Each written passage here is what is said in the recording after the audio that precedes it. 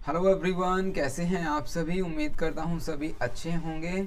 इस वीडियो में हम शुरू कर रहे हैं हमारी नेक्स्ट बुक MPC 005। वीडियो शुरू होने से पहले मैं आपको छोटी सी इन्फॉर्मेशन दे देता हूं कि MPC 004, 003, 002, 001 हम ऑलरेडी कवर कर चुके हैं। Cognitive psychology, life span psychology, personality and assessment and advance social psychology, ये बुक्स हम कंप्लीट कर चुके हैं।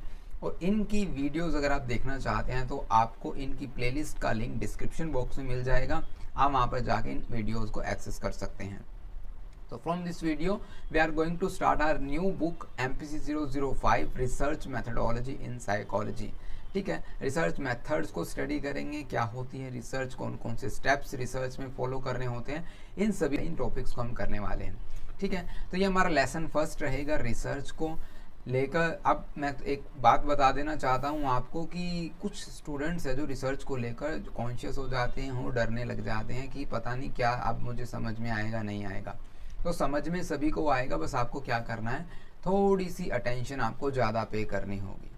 पे अटेंशन, ठीक है। अगर आप ध्यान देंगे तो आपको चीज़ें बिल्कुल आसानी से समझ आ जाएंगी। बिल्कुल पिछली वीडियोस की तरह हम इनको चीज़ों को अपनी डेली लाइफ से रिलेट करके समझने की कोशिश करेंगे।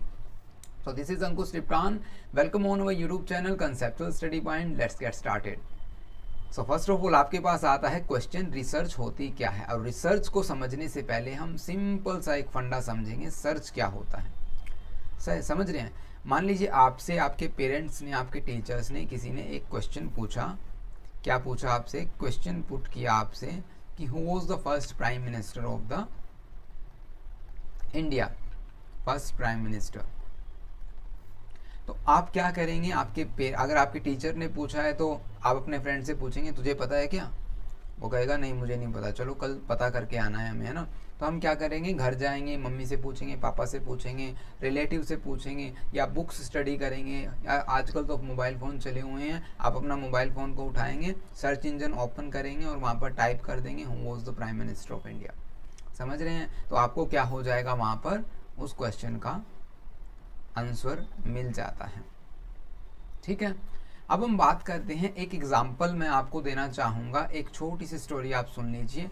अगर आपको वो चीज़ समझ आ जाती है तो इट मीन्स आपको रिसर्च समझ में आ जाएगी। मान लीजिए आप देखना चाहते हैं effect of coffee on sleeping hours, कि नींद पर, sleeping hours per effect, coffee का कितना इफेक्ट, क्या इफेक्ट, कुछ इफेक्ट होता है या नहीं होता, आपका ये क्वेश्चन है। ठीक है, तो आपने इस क्वेश्चन को सोल्व करने के लिए क्या किया, पहले कॉफ़ी के बारे में स्टडी किया, फिर स्लीपिंग के बारे में, नींद के बारे में, लोगों को नींद कैसे आती है, कौन कौन से फैक्टर्स होते हैं जो कि किसी को सोने के लिए मजबूर कर देते हैं, या नींद आती ही क्यों है। तो आपने क्या किया, यहाँ पर स्टडी किया इन टॉपिक्स को। फिर आपने जैसे ही स्टडी किया, फिर आपको पता चला, कुछ इन्फॉर्मेशन आपको मिली, और फिर आपने कुछ और स्टेप्स उठाए, कॉफ़ी के साथ एक्सपेरिमेंट करके देखा कि आज मैं कॉफ़ी पी लेता हूँ, फिर मेरे साथ क्या होगा। या फिर आप दूसरों को बुलाएंगे, अरे यार तो आज तुम कॉफ़ी पी के देखो, तुम्हें नींद आएगी या नहीं आएगी। इस तरह की चीज़ें हम करते हैं और आखिर में आपको क्या पता चलता है कि कॉफ़ी का इफ़ेक्ट क्या होता है, रिड्यूस स्लीपिंग आवर्स, हम ये कह सकते हैं। ठीक है, आपको ये पता चला। तो अब मैंने ये एग्जाम्पल क्यों दिया, अब यहाँ पर क्या हो रहा है, एक क्वेश्चन था आपके पास, उस क्वेश्चन को सोल्व करने के लिए जितने भी एफर्ट्स आपने किए उसको बोलेंगे कंप्लीट प्रोसेस को रिसर्च। बिल्कुल आसान शब्दों में, समझ रहे हैं क्या, एक क्वेश्चन, एक आंसर, और बीच के जितने भी स्टेप्स हैं उनको सभी को मिलाकर इन कंप्लीट प्रोसेस को, इस एक स्फेयर को रिसर्च बोलते हैं, और इसको हम कहेंगे रिसर्च। अब चलते हैं थियरी पर। एग्जाम्पल तो आपने समझ लिया, आपको शायद ये अंदाज़ा हो गया होगा एक्चुअली में रिसर्च होती क्या है ना। तो research is a systematic organised process of inquiry that aim to discover, interpret and expand our knowledge and understanding of a particular topic, issue, phenomenon और प्रॉब्लम। जहाँ पर हम किसी एक प्रॉब्लम, इशू, फिनोमिना, इन सभी चीज़ों का सॉल्यूशन निकालने की कोशिश करते हैं, ट्राई करते हैं एक नई नॉलेज हम बिल्ड कर पाएँ या हमारी एग्जिस्टिंग नॉलेज में ही मॉडिफिकेशन कर पाएँ। समझ रहे हैं। तो ऐसे है जो रिसर्च होती हैं। अब रिसर्च क्या कोई भी कर सकता है, बिल्कुल कोई भी कर सकता है, इंडिविजुअल पर्सन कर सकता है, या आप टीम बना कर रिसर्च कर सकते हैं, आप किसी ऑर्गेनाइजेशन के साथ जुड़कर या फिर एक ऑर्गेनाइजेशन रिसर्च कर सकती हैं, जैसे ही इसरो और नासा काफ़ी फेमस एग्जांपल्स हैं। ठीक है, इस रिसर्च में आपने क्या किया, यहाँ तक इन्फॉर्मेशन को गैदर किया, डाटा को एनालाइज किया, फिर जनरेट की न्यू इंसाइट्स और थियरीज को वैलिडेट करने की कोशिश की। आई होप आपको यहाँ पर रिसर्च समझ में आ गई होगी। अब आपको ये समझना है कि जो प्रोसेस मैंने बताई कि ये प्रोसेस है, तो वो एक्चुअली प्रोसेस होती क्या है, कैसे आप लोग रिसर्च कंडक्ट कर सकते हैं, ये हमें समझना होगा। तो इसके लिए हम बीच के टॉपिक्स को एक बार स्किप करते हैं और डायरेक्ट स्टेप्स पर चलते हैं। कौन कौन से स्टेप्स आपको उठाने होंगे रिसर्च को कंडक्ट करने के लिए, कैसे आप एक क्वेश्चन का आंसर निकालते हैं। अब देखिएगा, ये बिल्कुल सेम मिलेगा आपको जैसे कि आप लोग डेली रूटीन में अपनी प्रॉब्लम्स का सॉल्यूशन निकालने की कोशिश करते हैं, बस थोड़ा सा फेरबदल आपको देखने को मिलेगा। ओके, सो फर्स्ट पॉइंट आता है हमारे पास आइडेंटिफाइंग द रिसर्च प्रॉब्लम और टॉपिक। सबसे पहले आपको ये पता होना चाहिए एक्चुअली मैं चाहता क्या हूँ, मेरा मतलब मोटिव क्या है। समझ रहे हैं कि आपका क्वेश्चन ठीक है, आपको एक एस्टिमेट सा है, यार मैं ना इस चीज़ में कंफ्यूज हूँ, लेकिन आपको यही नहीं पता कि एक्चुअल क्वेश्चन क्या है, आपका मेन मोटिव क्या है। ठीक है, यार मुझे जॉब के बारे में सर्च करना है। अब आप जॉब के बारे में सर्च करना चाहते हैं या फिर हाई पेइंग स्किल के बारे में, तो ये डिफरेंस है कि आपका मोटिव ऑब्जेक्टिव बिल्कुल क्लियर होना चाहिए। आपको सबसे पहले रिसर्च की प्रॉब्लम का पता होना चाहिए, टॉपिक क्या है उसके बारे में पता होना चाहिए। पहला स्टेप यही है कि आप प्रॉब्लम को आइडेंटिफाई करें, क्या प्रॉब्लम है, समझ गए। सेकंड आता है हमारे पास रिव्यू एग्जिस्टिंग लिटरेचर। अब ये क्या है, जैसे ही हमें प्रॉब्लम का पता चल जाता है कि कॉफ़ी और क्या कर रहे हैं हम स्लीपिंग आवर्स के बारे में, हम रिलेशनशिप चेक कर रहे हैं कुछ है या नहीं है, तो आप क्या करेंगे, कॉफ़ी की हिस्ट्री स्टडी करना शुरू कर देंगे, स्लीपिंग आवर्स के फैक्टर्स पढ़ना शुरू कर देंगे कि कैसे कैसे है जो ये स्लीपिंग आवर्स है जो किन किन फैक्टर्स से अफेक्ट होती है। तो आप क्या कर रहे हैं, स्लीपिंग और जो कॉफ़ी के बीच में ऑलरेडी हुई जो रिसर्च है, जो पहले ही किसी रिसर्चर ने या किसी पर्सन ने की हुई है या कोई टॉपिक है, हम उनको स्टडी करेंगे ताकि हम है ना अपना पॉइंट ऑफ व्यू क्या कर सकें, क्लैरिफाई कर सकें, क्लियर कर सकें।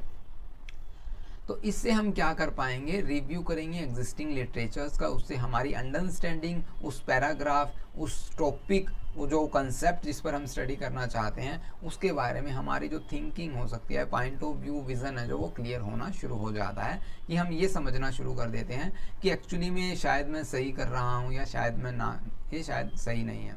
तो इस तरह की, ठीक है, तो ये है रिव्यू एग्जिस्टिंग लिटरेचर। क्वेश्चन, उसके बाद आपको लिटरेचर पढ़ना होगा, साहित्य पढ़ना होगा, थोड़ा इतिहास की आप स्टडी करें। नेक्स्ट आता है हमारे पास थर्ड, फॉर्मुलेट क्वेश्चंस और हाइपोथेसिस। अब ये टर्म आपको ना बार बार देखने को मिलेगी, क्या, हाइपोथेसिस। अभी आप समझने की कोशिश कीजिएगा, बस एक H नोट होती है और एक H1 होती है। H नोट को कहेंगे नल हाइपोथेसिस, ठीक है, और H1 को कहेंगे अल्टरनेटिव हाइपोथेसिस। अब आप कहेंगे कि ये तो डायरेक्ट ही हमें ये बताने लगा कि इनको क्या कहेंगे या इनका नाम क्या है। हाइपोथेसिस का मीनिंग तो हमें बताया ही नहीं है ना। तो हाइपोथेसिस आप लोगों को मैं बता देता हूँ, एक टेंटेटिव स्टेटमेंट होती है। अब आप ये पूछेंगे टेंटेटिव स्टेटमेंट क्या होती है। आपने आपकी इग्नू की डेट शीट देखी होगी, वहाँ पर आपने अगर गौर से देखा होगा तो वहाँ पर लिखा होता है tentative date sheet. Tentative date sheet का मीनिंग ये होता है कि यहाँ पर पॉसिबिलिटीज़ हैं कि यहाँ पर कुछ न कुछ चेंज हो सकता है, ज़रूरी नहीं है। समझ रहे हैं, टेंटेटिव मतलब संभावित, कि आपकी टेंटेटिव डेट शीट आ गई है कि इस डेट को आपके एग्ज़ाम होने संभावना है। देयर आर पॉसिबिलिटीज़ कि आपका एग्ज़ाम उन डेट्स को हो जाए जो उस डेट शीट में प्रोवाइड की गई हैं। तो टेंटेटिव समझ गए, संभावना।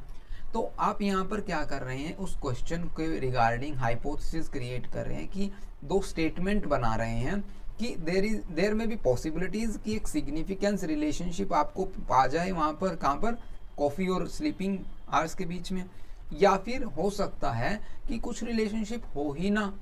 तो ये क्या है, हाइपोथेसिस एक टेंटेटिव स्टेटमेंट है कि there are possibilities to find out significance result what we want. Understand. तो हाइपोथेसिस आपको समझ में आ गई यहाँ पर कि एक टेंटेटिव स्टेटमेंट हम क्रिएट करेंगे। और ये मैंने सिर्फ इसलिए बताया है, अभी आपको ये पढ़ना नहीं है, H0 और H1 नल हाइपोथेसिस और अल्टरनेटिव हाइपोथेसिस अभी आपको पढ़ना नहीं है, सिर्फ आपके माइंड में अभी डाल दी गई है ये बात कि जब आप एक बार और नेक्स्ट चैप्टर में या इससे नेक्स्ट चैप्टर में जब हम इनको स्टडी करेंगे तो आपको एकदम ऑकवर्ड ना लगे, आप इनसे फेमिलियर हो जाएं। समझ रहे हैं? तो हाइपोथेसिस को समझिएगा, एक टेंटेटिव स्टेटमेंट होती है जहां पर हम स्टेटमेंट क्रिएट करते हैं कि हो सकता है कॉफ़ी के बीच में और स्लीपिंग आवर्स के बीच में रिलेशनशिप हो और हो सकता है ना भी हो। ठीक है, तो हमने दो स्टेटमेंट, इस तरह की स्टेटमेंट तैयार करते हैं, उसे कहते हैं formulation of hypothesis. Understand? Next आता है हमारे पास डिज़ाइन द रिसर्च मैथडोलॉजी। अब यहाँ पर डिज़ाइन क्या करना है आपको, अब आपको ये तो पता चल गया मेरी प्रॉब्लम क्या है। ठीक है, आपने क्या किया, उस कॉन्सेप्ट को भी रीड कर लिया, आपने क्या कर लिया, स्टेटमेंट भी बना ली, स्टेटमेंट आपने रेडी कर ली। अब इसको स्टेटमेंट रेडी कर लिया, अब आपकी प्रोसेस शुरू हो जाती है। आप रिसर्च करेंगे कैसे, कैसे आप डाटा कलेक्ट करेंगे, कैसे आप कौन सा मेथड यूज़ करेंगे डाटा कलेक्ट करते वक्त, या सैम्पल क्या होगा हमारा, सैम्पलिंग मेथड क्या होगा, समझ रहे हैं, या फिर ऑब्जर्वेशन मेथड, इंटरव्यू मेथड, हम कौन सा सर्वे करेंगे, क्वेश्चनायर प्रोवाइड करवाएंगे। सारी की सारी रिसर्च डिज़ाइन क्या होती है कि हम जितने भी स्टेप्स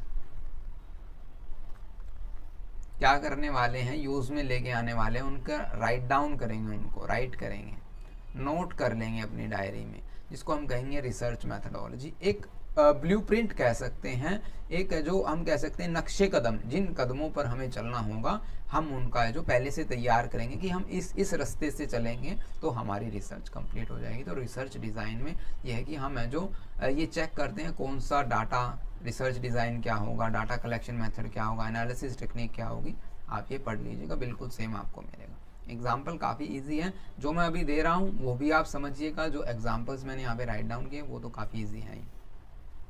अब आपको रिसर्च मेथडोलॉजी पता लग गई, आपने डिज़ाइन कर लिया आपकी रिसर्च को कैसे आप कंडक्ट करेंगे।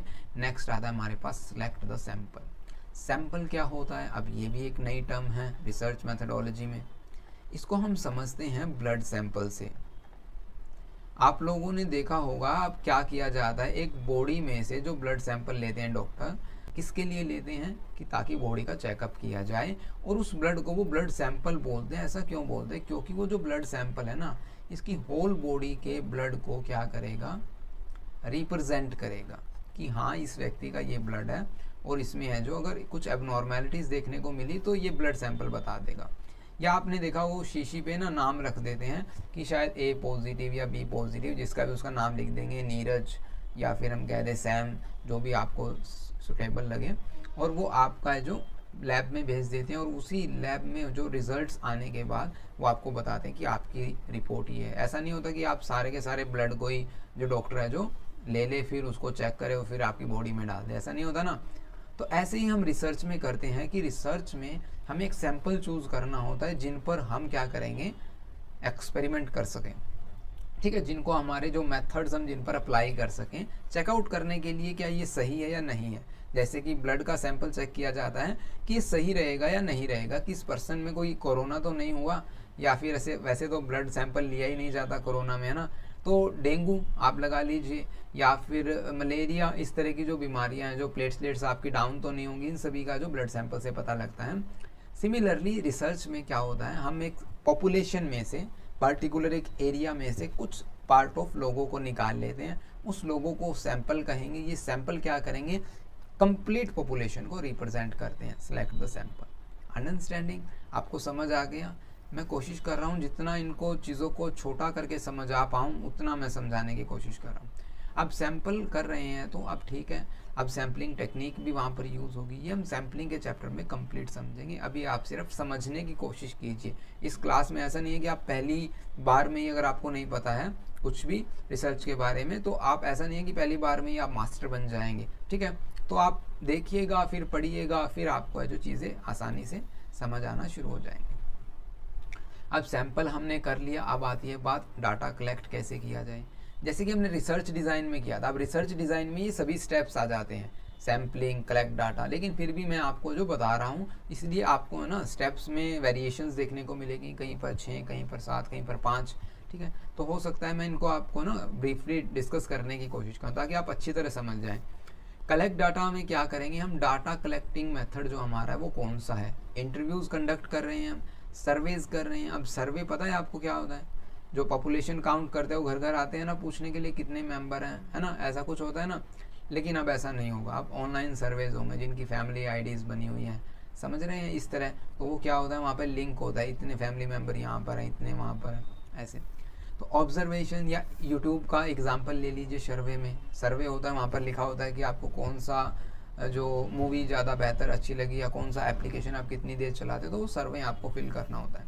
ऑब्जर्वेशन मेथड, एक्सपेरिमेंट मेथड, और इन सभी के कॉम्बिनेशन कौन सा आप यूज़ करते हैं कलेक्शन डाटा को कलेक्ट करने के लिए, ठीक है। अब डाटा को एनालाइज करना है तो हम किस टेक्निक का यूज़ करेंगे, स्टैटिस्टिकल टेक्निक का यूज़ करेंगे या फिर क्वालिटेटिव एनालिसिस टेक्निक का यूज़ करेंगे। ये हमारी रिसर्च के डिज़ाइन पर जो डिपेंड होता है, हमारी रिसर्च का क्वेश्चन क्या है, क्या मेन मोटिव है, वहाँ से हमें पता चलता है कि हमारा जो एनालाइज डाटा करने की टेक्निक कौन सी होगी। ओके, तो ये हम डाटा को एनालाइज करना शुरू कर दिया, रिजल्ट्स को इंटरप्रेट करने की कोशिश करेंगे, ठीक है। The assess whether the data supports और कॉन्ट्राडिक्ट द इनिशियल हाइपोथेसिस। यहाँ पर हम ये देखेंगे जो हमारे रिजल्ट्स आए हैं क्या वो हमारी हाइपोथेसिस से मैच कर रहे हैं, है ना। अब मान लीजिए रिजल्ट्स आ गए, शिप एग्जिस्ट होती है नहीं है कॉफ़ी और स्लीपिंग आवर्स में, लेकिन हमें क्या पता चला कि कॉफ़ी कंज्यूम करने वाले लोग हैं जो ज़्यादा देर तक जग पाते हैं रात को, ठीक है। तो उससे क्या पता चला कि स्लीपिंग आवर्स है जो कम आपको देखने को मिलेंगे, ठीक है। तो इंटरप्रेट रिजल्ट्स है जो इस तरह हेल्प करते हैं हम रिजल्ट्स को इंटरप्रेट करने के लिए। उसके बाद आता है हमारे पास ड्रा कंक्लूजन। ड्रा कंक्लूजन क्या होगा, हमारे पास अब रिजल्ट आ गए तो हम चीज़ों को कंक्लूड करना शुरू करेंगे, समराइज करेंगे कि क्या हमारा है जो रिजल्ट्स निकल के आता वहाँ से कंक्लूजन निकाल लेंगे।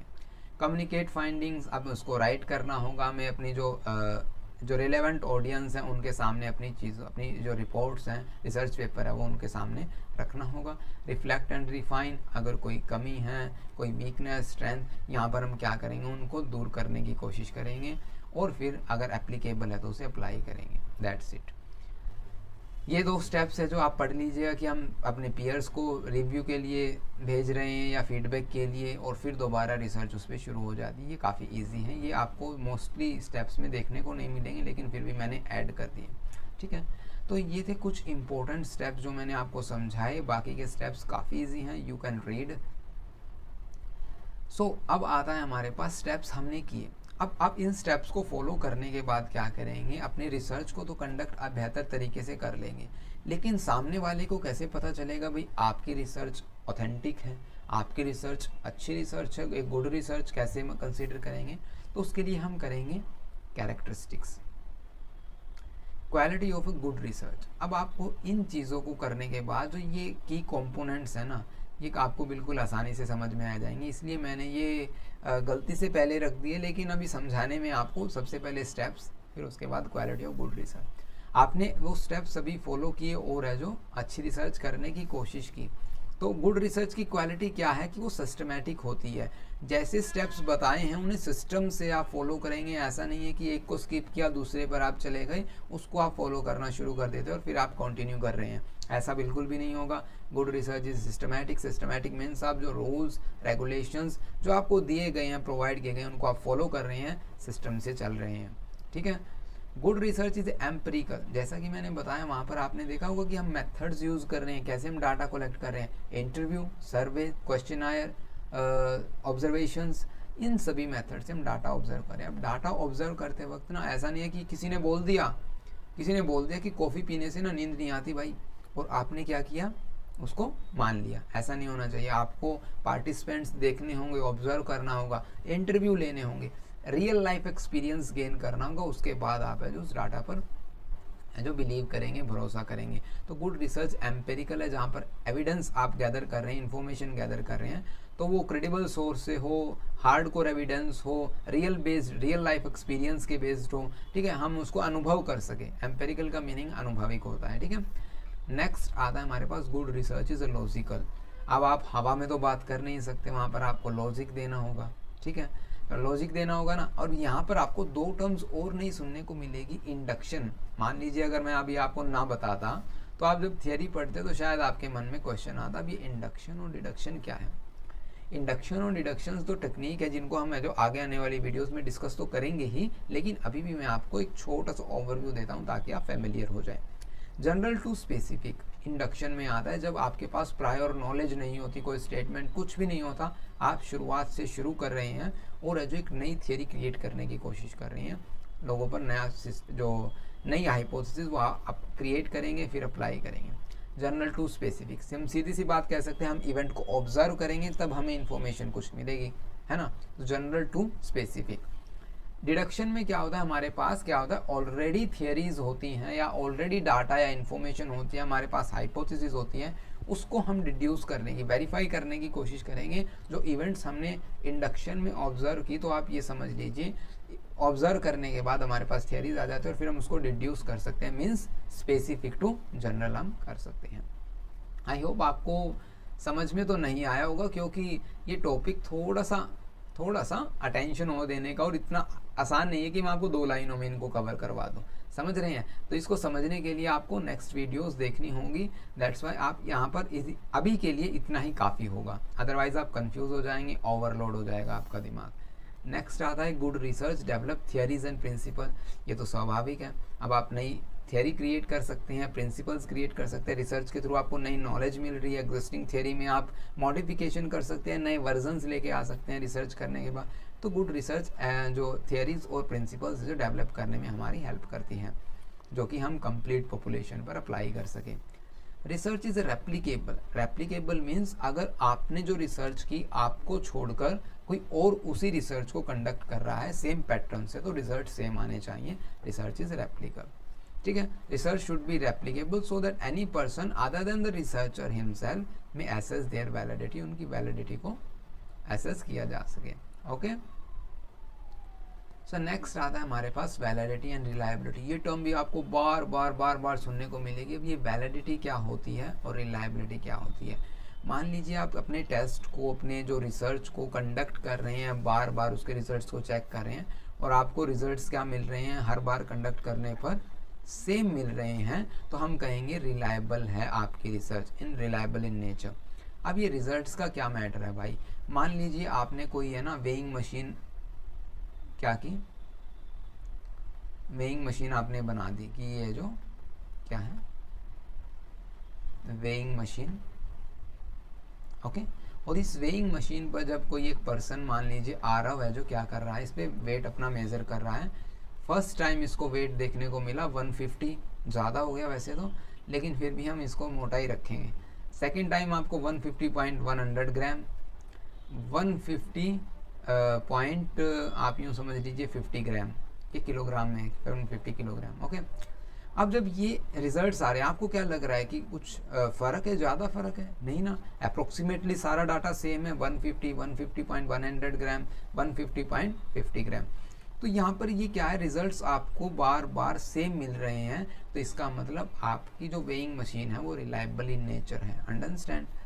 अगर आपको रिजल्ट्स कैसे मिले, फर्स्ट टाइम आपने मेज़र किया तो 150, सेकेंड टाइम आपने मेज़र किया तो 148 और थर्ड टाइम मेज़र किया तो 153, ये कितना वेरिएशन है, किलोग्राम में वेरिएशंस आ रही हैं, तो इट मीन्स आपके रिजल्ट सेम नहीं है, आपकी जो स्टडी, आपका टेस्ट, आपकी मशीन, आपका इंस्ट्रूमेंट रिलायबल नहीं है।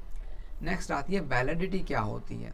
अब ये देखते हैं हम कि ये वैलिड है या नहीं है। इस तरह की जो स्टेटमेंट तो आपने सुनी होगी, है ना, कि ये प्रोडक्ट वैलिड रहेगा, या फिर वैलिड मीन्स हम ये समझ सकते हैं कि मान लीजिए आपका एक टेस्ट आपने बनाया, वो क्या मेज़र करता है, IQ, इंटेलिजेंस आप बोल सकते हैं, ठीक है।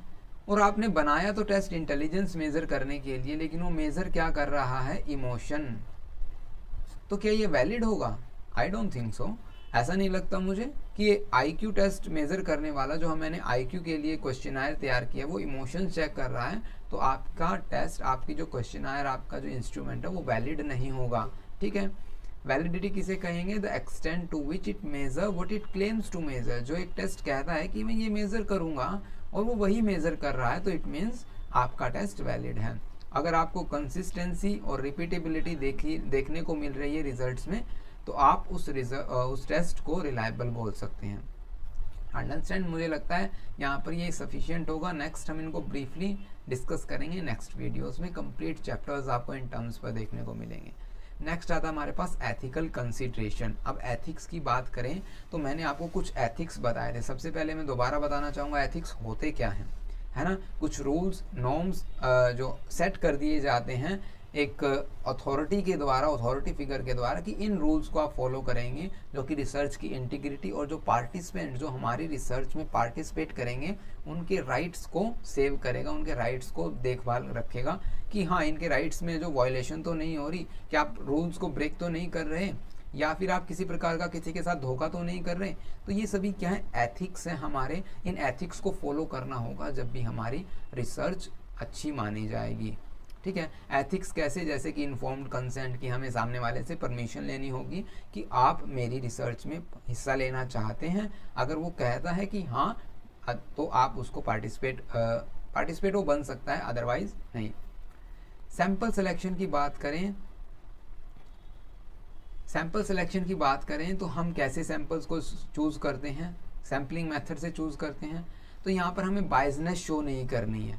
गुड रिसर्च वही होगी जहाँ पर बायसनेस इन सैंपल सिलेक्शन वो मिनिमाइज होगी और जनरलाइजेबिलिटी को हम ज़्यादा फोकस कर पाएँ। जैसे कि मान लीजिए आपने एक पॉपुलेशन पर कॉफ़ी के एक्सपेरिमेंट में आपको एक्सपेरिमेंट करना है कि आपको पार्टिसिपेंट चाहिए कि कॉफ़ी पीकर रात को सोना है या कैसे नींद आती है नहीं आती। तो आपने क्या किया, अपने घर के मेंबर को ही बुला लिया, आपके चाचा के लड़के या ताऊ के लड़के या बुआ के लड़के या अंकल आंटी जो भी हैं, उनके जो बच्चों को बुलाया और उनको कॉफ़ी पिला पिला के सुला दिया, या चेकआउट किया कि क्या ये सो रहे हैं, क्या इनको नींद आ जाती है आसानी से।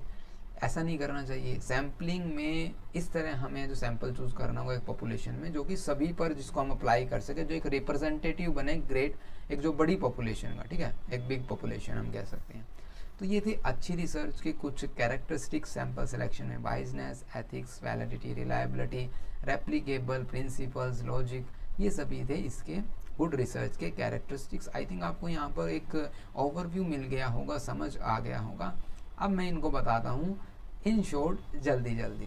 कैरेक्टरिस्टिक्स अब आपको समझने की ज़रूरत नहीं है, अब आप समझ गए हैं ऑलरेडी कि अब एक रिसर्च कर रहे हैं तो सीधी सी बात है, एक पर्पस होगा, सिस्टमैटिक अप्रोच। अब ये कैरेक्टरिस्टिक्स में काउंट होंगे कि हम एक जो सिस्टम को फॉलो कर रहे हैं, ठीक है।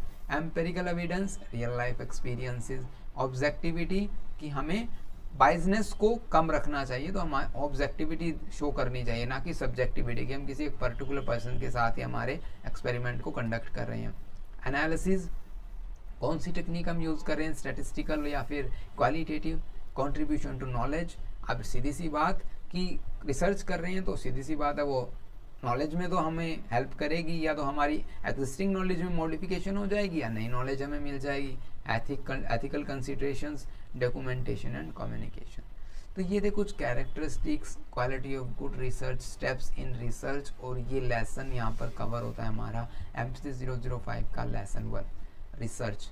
आई थिंक आपको यहाँ पर एक ओवरव्यू मिल गया होगा। कुछ चीज़ें ना समझ आई तो आप घबराइएगा मत, ये चीज़ें धीरे धीरे क्लियर हो जाएंगी एक ही दिन में, या इन जो 15-20 मिनट की जो एक वीडियो बनी है इसमें आप एकदम मास्टर नहीं हो सकते।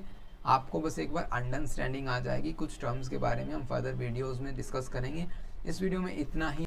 नोट्स के बारे में बताऊं तो आपको ₹9 आपको PDF पर PDF पे करना होगा। आप हमसे कांटेक्ट कर सकते हैं, व्हाट्सएप नंबर, ईमेल आईडी हमारे डिस्क्रिप्शन बॉक्स में आपको मिल जाएगी इस वीडियो के, और टेलीग्राम और यूट्यूब को आप ज्वाइन कर सकते हैं फर्दर वीडियोस के अपडेट्स के लिए अगर आप चाहें। ये आपकी इच्छा है, it's totally depend upon you. Subscribe और नोट्स आप पर डिपेंड करता है। इस वीडियो में इतना ही, मिलते हैं नेक्स्ट वीडियो में। Thanks for watching this video, have a nice day.